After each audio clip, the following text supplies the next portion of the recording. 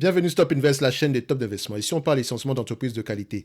Avons-nous une opportunité d'investissement sur Molina Healthcare? C'est la question à laquelle on va essayer de répondre en se basant sur les états financiers de la compagnie. Je rappelle que ceci représente uniquement mon point de vue et non un conseil d'investissement. Et comme d'habitude, je me réserve le droit de me tromper. Donc, nous avons une demande spéciale ici d'un de nos abonnés Top Premium. Donc, on va aller directement ici. Vous savez qu'on suit généralement le plan, à savoir le revenu, croissance du revenu, free cash flow, nombre d'actions, PER moyen, dette net, qualité de dividende. Ce sont exactement ces informations-là qu'on recherche afin de pouvoir évaluer la compagnie en date d'aujourd'hui. OK? La première chose que je regarde, c'est le revenu. La croissance, est-ce qu'on a une stabilité, une croissance des revenus? Je peux observer ici qu'on a une croissance des revenus. C'est une bonne chose. Mais je peux également constater ici que la croissance ici est un tout petit peu par escalier. Donc, est-ce qu'on n'a pas fait des acquisitions ici entre-temps? On vérifie. Donc, on a quelques acquisitions. Vous remarquez qu'une fois qu'on a une acquisition là, croissance des revenus, une acquisition à peu près à ce niveau-ci, croissance des revenus. Les acquisitions, c'est bien. Les acquisitions, c'est bien. Mais attention, il ne faut pas qu'on surpaye pour les acquisitions. D'accord? Est-ce que la croissance actuellement, la croissance qu'on a, est-ce qu'elle a généré ici des marges brutes stables ou croissantes? Donc, on observe ici que la croissance qui a eu lieu à ce niveau-ci, on a une décroissance des marges brutes. D'accord? Donc, il faut faire attention. C'est bien, ça ne veut pas dire, attention, c'est forcément pas mauvais parce que vous ne savez pas quel type d'entité dont on a fait quel type d'entité on a acheté ici. D'accord? Donc, peut-être qu'on a acheté une entité qui a des marges moins élevées, mais un potentiel de croissance plus élevé. OK? Donc, il faut faire attention ici. Et quand on regarde à peu près les marges brutes de cette compagnie, si on voit ici que les marges brutes, voilà, oscillent entre 16 et 13% par là. D'accord? Mais il ne faut jamais laisser cette partie-ci sans réponse. En tout cas, par rapport à 2021, on observe qu'on a une augmentation de la marge brute. C'est une bonne chose. Ce n'est pas un business dans lequel il y a des marges brutes assez élevées. OK? Donc, ça vous disait qu'à peu près que ici, l'efficience est très importante, ok? Donc, l'efficience très importante, le management encore plus important, ok? Donc, ça, c'est pour la marge brute. Maintenant, en termes de revenus, vu qu'on a une croissance des revenus ici, oui, par acquisition, la croissance on a une croissance par acquisition également, je pense qu'on a une certaine croissance organique ici. Donc, on constate que ça fait, sur les 10 dernières années, nous avons 18% de croissance. Sur les 5 dernières années, nous avons 9% de croissance, 9,85% si vous voulez. Sur les 3 dernières années ici, nous avons à peu près 23% de croissance. Attention, c'est la croissance passée. D'accord? Ça veut dire que l'entreprise est en phase de croissance ici. D'accord? Donc maintenant, pour savoir quelle sera la croissance future, soit je me base sur ce que vont dire les analystes, ou je me base essentiellement sur ce que va dire le management. Basez-vous sur ce que va dire le management. Donc, lisez les rapports financiers. D'accord? Donc ici, on va prendre ici l'estimation des analystes. OK? Déjà, on vérifie combien d'analystes on a sur le dossier. Parce que ça ne sert à rien de regarder l'estimation des analystes si on a peut-être 2 ou 3 personnes sur le dossier. OK? Donc pour ça, je vais voir à peu près combien d'analystes on a sur le dossier. Ici, on a à peu près 8 analystes. OK? Donc, on va essayer d'aller regarder en année N+5 combien d'analystes on a sur le dossier. N+5, c'est-à-dire, est-ce qu'on a des estimations jusqu'en 2028 ici? Donc, qu'est-ce qu'on regarde? Non, on n'a pas d'estimation jusqu'en 2028. Donc, est-ce qu'on a des estimations jusqu'en 2026? Oui, on a quand même 5 personnes jusqu'en 2026. OK, parfait. Alors, pourquoi est-ce que je fais ceci? C'est pour ça. Regardez. Quand je vais regarder le revenu ici, d'accord, la croissance du revenu sur les 12 prochains mois, d'accord, donc ce qui est attendu en 2023, d'accord, on attend à peu près 33 milliards 180 millions. OK, je prends ici, je mets 33 milliards 180 millions. OK, ça c'est 2023. Mais ce qui m'intéresse également, c'est de voir si on va garder à peu près la même tendance, la stabilité des revenus. C'est ça qui m'intéresse. Donc, est-ce qu'on aura des revenus à peu près stables? Donc, je vais essayer de regarder ici en N+3 directement pour voir à peu près si on a des revenus plus élevés ou bien plus stables.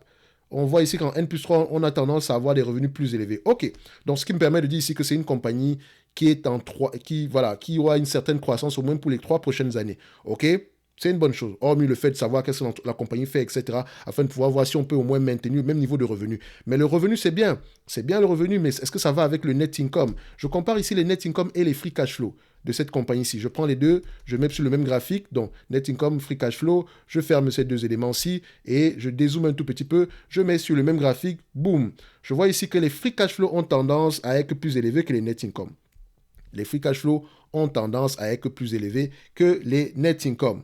Maintenant, quels sont les free cash flow que je dois prendre? Quels sont les net income? Qu'est-ce que je dois choisir? Free cash flow ou net income?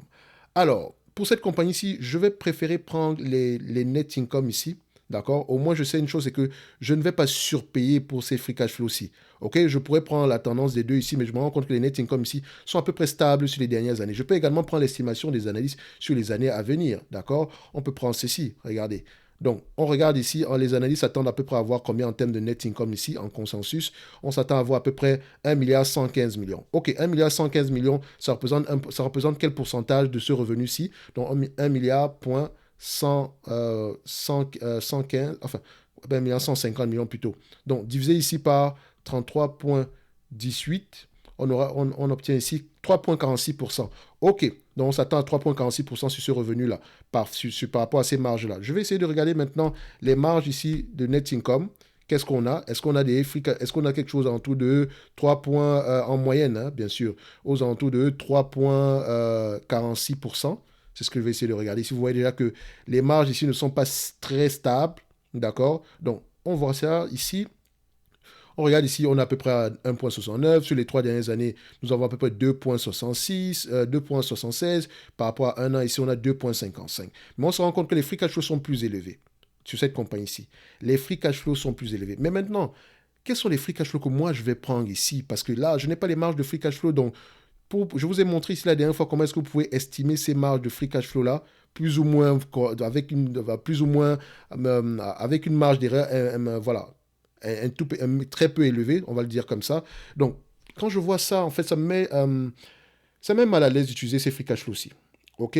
Je vais me fier à ce que disent les analystes par rapport au net income. Tout en sachant qu'il faut que j'aille vérifier dans les rapports financiers pourquoi est-ce que les free cash flow sont plus élevés que les net income. OK? Donc, je vais regarder ici les analystes. D'accord? Ils s'attendent à quoi? C'est une compagnie que je ne connais pas très bien. Donc, c'est pour ça que je préfère être assez conservateur ici. Quitte à modifier mon évaluation après avoir lu les rapports financiers. OK? Donc, je parle en général. Je ne vous dis pas que je vais aller lire les rapports financiers de cette compagnie-ci. OK? Donc, les analystes s'attendent à avoir des revenus de combien en N plus 1? On s'attend à 1 milliard 115 millions. OK. En N plus 3, on s'attend à avoir des revenus de combien? Je vais voir si on va dans le même sens. En N plus 3, on s'attend à avoir des net income de combien? On s'attend à avoir des... Excusez-moi, non, ça ce sont les revenus. Donc, je vais prendre les net income, consensus average. En N plus 3, on s'attend à avoir combien? 1 milliard 500. Maintenant, je vais regarder les free cash flow en N plus 3 pour voir si on est dans la même tendance. N plus 3, on s'attend à peu près, voilà, l'estimation s'arrête à peu près en 2021 ici, donc on n'a même pas les résultats actualisés ici. On va essayer de regarder ici en N plus 1 juste, free cash flow, je prends ça, N plus 1, je règle ça, on met ça ici. On a à peu près, voilà, quelque chose qui va dans le même sens qu'ici. OK, je prends N plus 1 pour le net income. On aura tendance à raconter la même chose, OK? Donc, je vais prendre 1 milliard 150 millions. 1,150. D'accord? Je répète que c'est estimation 2023, OK? 23, OK? Donc, nombre d'actions. Maintenant, en termes de nombre d'actions ici, qu'est-ce qu'on a? Je vais voir une entreprise ici. Est-ce qu'elle rachète ses actions? C'est également ce que j'aimerais voir en regardant le nombre d'actions. Je vois ici que, bon, le nombre d'actions augmente, mais il faut également voir ici qu'on fait des acquisitions. Donc, ça peut être, il y a peut-être une bonne raison derrière, mais le nombre d'actions augmente. Donc, ça, il faut prendre en considération que c'est un point, c'est un drapeau jaune. OK? Mais depuis 2018, ici, on a une baisse du nombre d'actions, donc correct. Donc, peut-être que le management ici a institué un rachat d'actions, etc. Donc, je mets 58 millions, 58,4. D'accord? C'est parfait. PER moyen pour cette compagnie-ci, on exerce ici dans tout ce qui concerne ici les services d'assurance ici. Donc, c'est pas une compagnie d'assurance, mais elle offre des services à peu près, des services de santé à peu près pour tout ce qui concerne ici les plans d'assurance comme le Medicaid, le Medicare, ce genre de choses aux États-Unis.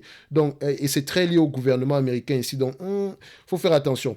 Déjà, moi, je vois que ici, pour ce genre d'entreprise, je ne paierai pas des PER plus élevés que 15 fois les bénéfices. Donc, ici, vu qu'on avait privilégié également ici les net income, et on se rend compte que les free cash flow ont tendance également à être plus élevés que les net income, on va essayer de regarder ici les net income sur les 12 derniers mois. OK? Jusqu'à titre d'information, je sais que je ne vais pas payer plus de 15 fois les bénéfices pour cette compagnie. Je ne me sens pas à l'aise de payer 20 fois les bénéfices ici. OK?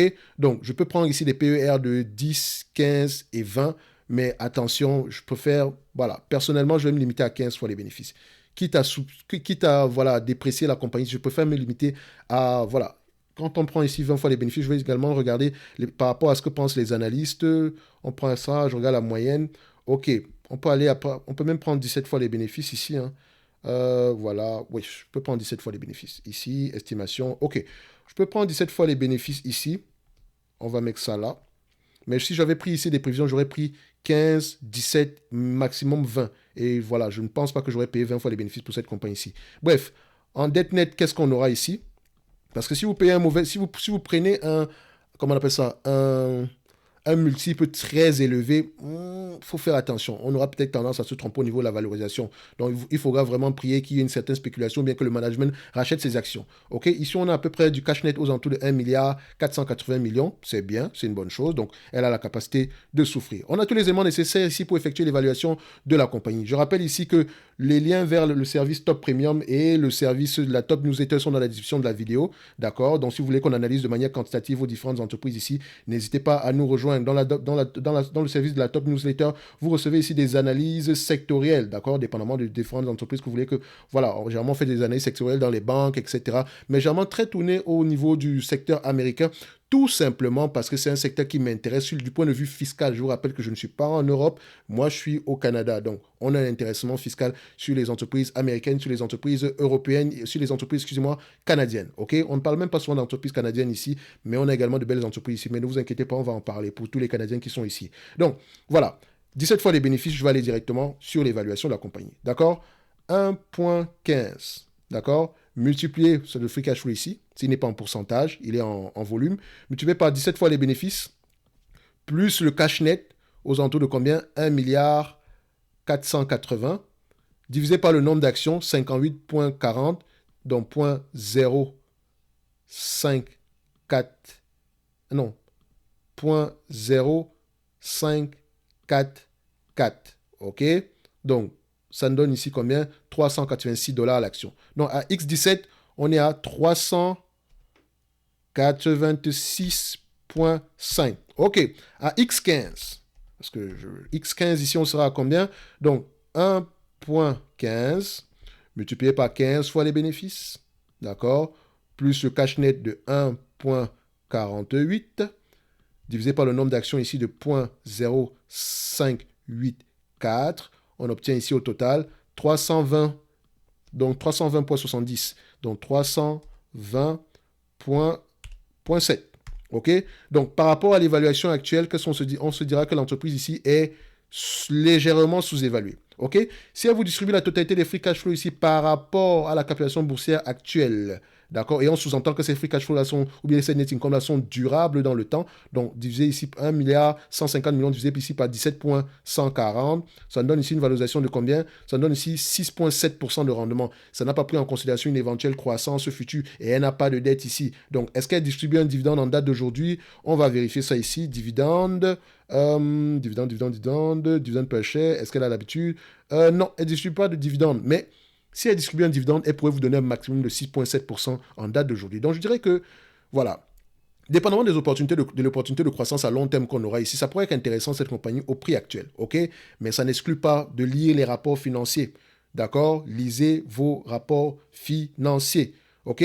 Donc, je dirais qu'au mieux, cette compagnie-ci est correctement évaluée et que ça n'inclut pas une croissance future. Donc, idéalement, ici, à 15 fois les bénéfices également, vous savez que c'est une entreprise ici. Voilà, si on prend 15 fois les bénéfices, 100 divisé par 15 ici, ça nous donne ici un rendement aux alentours de 6,66%. D'accord? Donc, ça reste assez intéressant également. Donc, c'est pour ça que je dis, on n'est pas surévalué, mais ça reste ici un business très lié au secteur ici du gouvernement, au secteur du gouvernement, au gouvernement américain, au programme Medicare et Medicaid. D'accord? Quand je dis Medicare, donc c'est Medicare et Medicaid, ok? Donc, toute variation de ces différents programmes-là pourra avoir un impact sur ce business-ci, ok? Donc, voilà. Je vous laisse aller vérifier ça si c'est une compagnie qui vous intéresse. Donc, on va se donner rendez-vous sur la prochaine vidéo et n'hésitez pas à nous retrouver dans la Top Newsletter ainsi que dans le service Top Premium. On a les deux Discord différents. Donc, si vous êtes abonné à tous ces deux services-là, rejoignez-nous dans le Discord. Merci.